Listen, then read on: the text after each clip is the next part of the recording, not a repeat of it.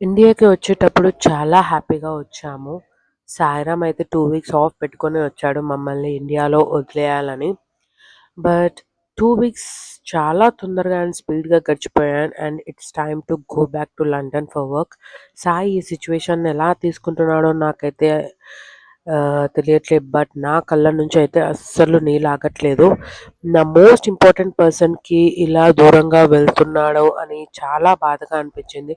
And ఇది మా future కోసం కాబట్టి యాక్సెప్ట్ చేయాల్సిందే.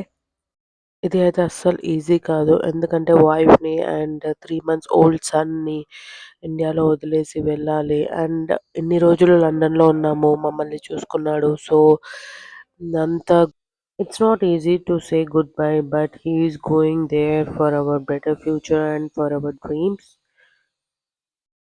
లైఫ్‌లో చాలా చూస్తాం కదా! Happiness, sadness. A little goodbye for today for a beautiful tomorrows. See you soon. We miss you బావ. అండ్ మేము చిన్నోడిని చాలా హ్యాపీగా అండ్ మంచిగా చూసుకుంటాము మేమందరము. సో, నాకైతే అందరున్నారు ఇక్కడ. నువ్వు కూడా హ్యాపీగా, హెల్తీగా ఉండాలి.